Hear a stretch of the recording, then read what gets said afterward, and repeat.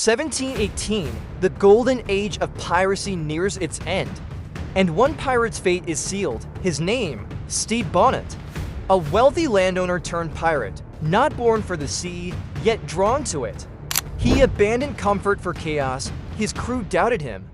A gentleman among cutthroats. Then came Blackbeard.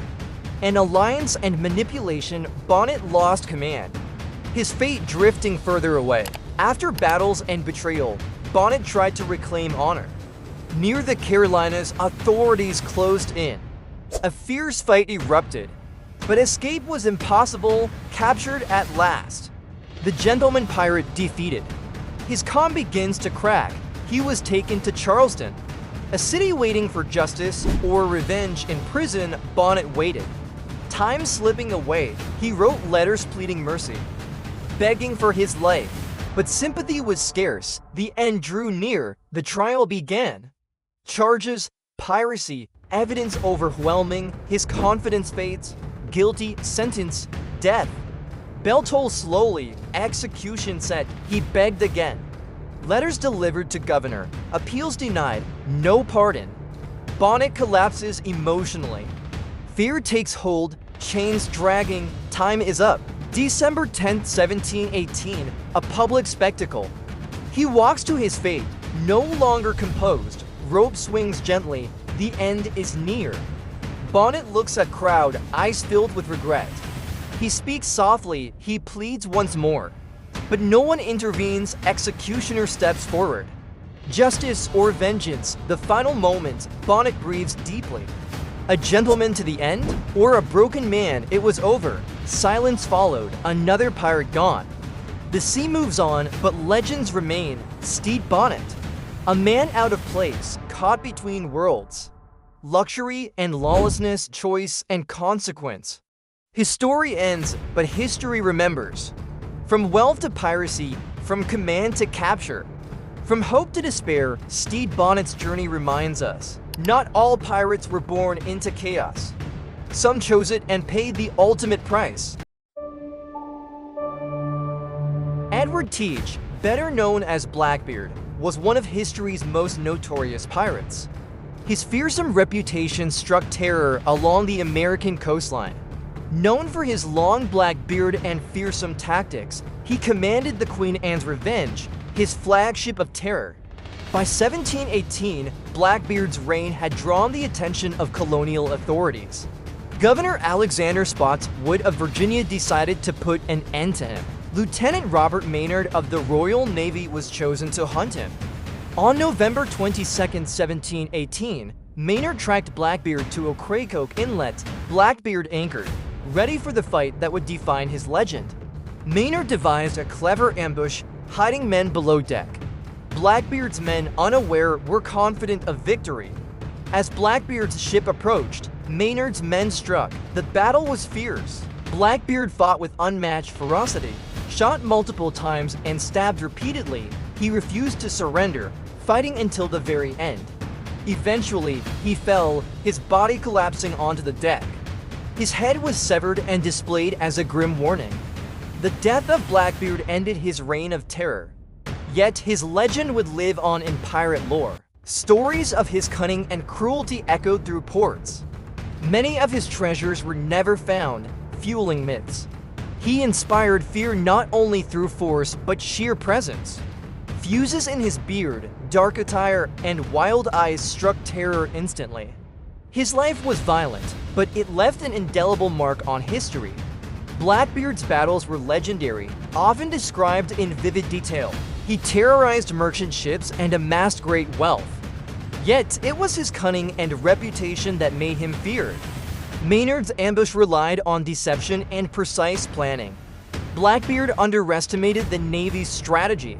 The battle at Ocracoke Inlet was bloody and chaotic. Blackbeard's fearlessness became his legend and his downfall. Sailors described him as unyielding, even mortally wounded. He was shot 5 times and cut over 20 times, yet stood firm. Finally, Maynard's men overpowered him. Blackbeard fell, ending a notorious pirate career. His head was severed and placed on Maynard's ship. It was meant to warn others. Piracy would not go unpunished. Yet, Blackbeard became a symbol of defiance and daring. Legends of his courage and ruthlessness grew with time. Many myths surround his hidden treasure and cunning escapes. Blackbeard's name would echo through pirate history forever. He fought fearlessly, inspiring both terror and admiration. Ocracoke Inlet marked the final chapter of his violent life. Maynard's strategy highlighted the Royal Navy's precision. Blackbeard's arrogance made him vulnerable. The fight was brutal, leaving marks on everyone involved. Even in death, Blackbeard's reputation intimidated sailors. His legacy would inspire books, movies, and legends. Pirates of his era became archetypes of adventure and rebellion. Blackbeard's story reminds us that fear can be a weapon. Blackbeard's boldness and brutality made him a living legend in his lifetime. Merchants, sailors, and towns feared the name Edward Teach. The Queen Anne's revenge was the epitome of pirate power. Despite his terror, Maynard's careful strategy caught him off guard. Blackbeard's fearlessness could not overcome numbers and planning. The fight was short but extremely bloody. Blackbeard was shot, stabbed, and yet he fought on. Finally, he fell, ending one of the most feared pirate careers in history. Maynard displayed Blackbeard's head as a warning to others.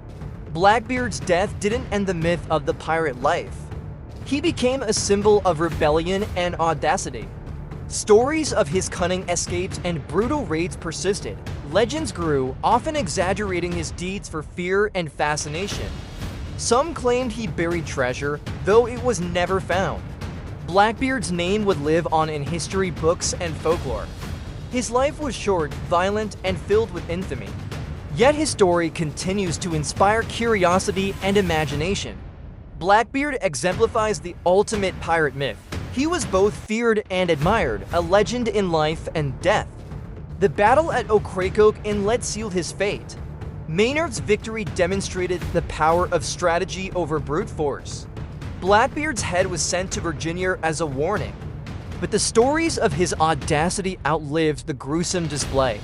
Blackbeard became a symbol of freedom and fear combined. Even centuries later, his legend captures imaginations worldwide. From books to films, Blackbeard remains the archetype of the pirate. He lived fast, fought fiercely, and died in battle. Blackbeard's final stand became legend, a story retold through ages. His life of piracy ended, but his myth endured. He is remembered not just for terror, but for daring and defiance. Blackbeard's story is a window into the golden age of piracy. He may be gone, but the legend sails on, haunting the seas of history. Edward Teach, the man behind Blackbeard, became immortal through legend. 1722, the most successful pirate of the age meets his end. His name, Bartholomew Roberts, feared across the Atlantic. Rich, ruthless, unstoppable until this day. Off the coast of Africa, near Cape Lopez, Roberts stood fearless, his crew less prepared. A ship appeared, not a merchant, a Royal Navy hunter, the HMS Swallow. Commanded by Captain Chaloner Ogle, Roberts did not retreat. He chose to fight. Cannons primed, battle begins. The ships drew closer, first shots fired, chaos erupted. Men screamed over thunder. Roberts stood in full dress. Calm, composed, then came the fatal moment. A blast of grapeshot, dozens of iron balls. Striking Roberts in the throat, he died instantly, their leader gone. In a single second, fear took over. Discipline collapsed, the Navy closed in, defeat became inevitable. But they remembered his wish, never let my body be taken. They acted quickly. No hesitation, no ceremony, only urgency. He vanished beneath the waves. Gone forever, no grave, no marker, only legend and defeat. Without Roberts, resistance ended. The crew was taken, their fate sealed, the pirate era fading, order restored. The spot where he died, already gone, as if he never stood there. But history remembers Black Bart, the most successful pirate. Over 400 ships captured, a reign unmatched. A legend in life and in death, gone in seconds, no final words. Bartholomew Roberts ruled the seas, not for years, but for moments that defined an era.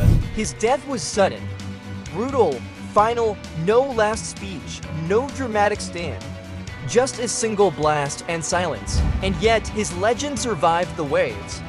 Because sometimes the most powerful stories end without warning. In the golden age of piracy, few names were as flamboyant as Calico Jack Rackham. Born John Rackham, he rose from obscurity to terrorize the Caribbean.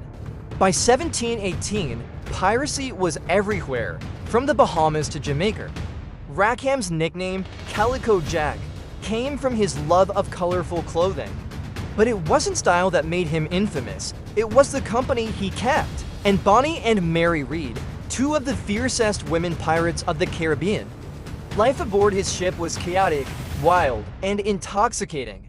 But in 1720, near Jamaica, the calm waters concealed a deadly trap.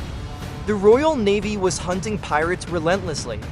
Captain Jonathan Barnett, a veteran pirate hunter, had Rackham in his sights. The pirate ship seemed vulnerable, anchored, and unguarded. Rackham's crew was drunk, complacent, unready for war. The night was quiet to quiet. Barnett's men moved like shadows, ready to strike, and then, with a flash of fire, the first cannonball struck. Chaos erupted immediately. Rackham tried to rally his men, but fear and rum kept many from action. Only to stood their ground. And Bonnie and Mary Read, they fired into the hold, demanding the cowardly crew fight. Legend says their bravery delayed the inevitable, but the Navy was relentless. Within minutes, the boarding party overwhelmed them. Rackham, once feared, was powerless. The pirate empire he built collapsed in a single night. The captives were taken to Spanish Town, Jamaica, for trial. The trial was quick, the verdict already written in history. Rackham in chains, guilty, execution was set immediately. And Bonnie and Mary Read claimed to be pregnant, delaying their fate. November 1720, Calico Jack Rackham was hanged. She reportedly told him, "If you had fought like a man, you need not have been hanged like a dog," a chilling reminder of pirate life's fragility. Mary Read would die in prison shortly after. And Bonnie vanished from history, her ultimate fate unknown. Rackham's name survived, not for victory, but for flamboyant rebellion. Rackham started as a lowly sailor. He learned the ropes, rose through daring raids, and gathered a loyal crew. The Caribbean in 1720 was a pirate playground, but also a dangerous chessboard of colonial navies. And Bonnie, Irish-born, joined Rackham for love and adventure. Mary Read had lived as a man to survive at sea. Together, they were legends before they faced Barnett. Barnett's strategy was flawless. Rackham tried to counterattack, but his men refused. Bonnie and Read fought valiantly, but they were eventually restrained. Rackham's surrender was the end of his pirate career. A dramatic fall from power, Rackham faced justice swiftly.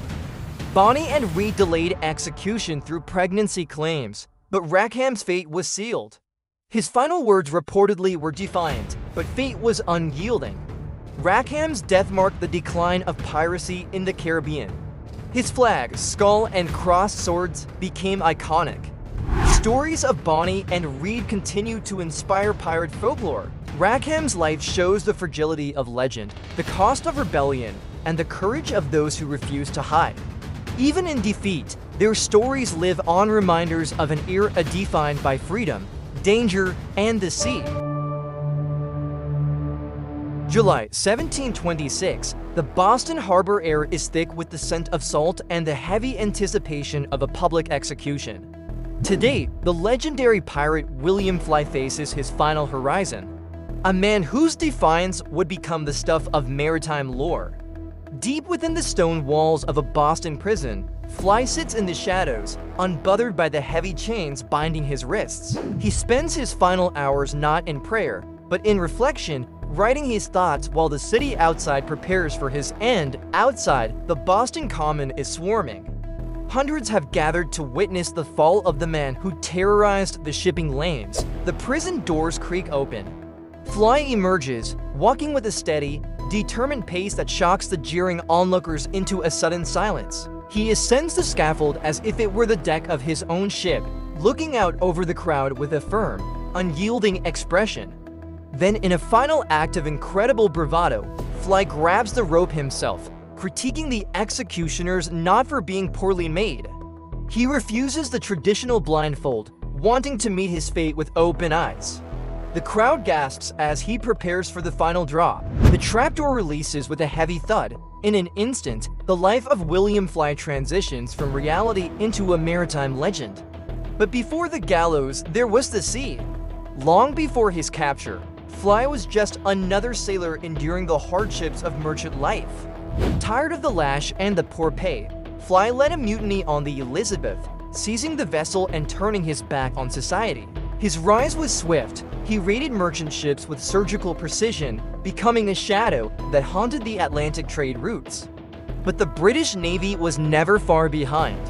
A relentless pursuit through the Caribbean eventually brought Fly's reign of terror to an end. In the courtroom, Fly stood stoic.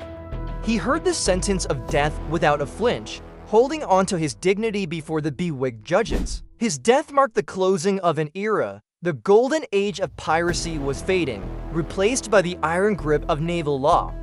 Today, we remember William Fly not just as a criminal, but as a symbol of the defiant spirit that once ruled the high seas. As the sun sets on his story, the waves continue to crash, carrying the echoes of a pirate who refused to be forgotten.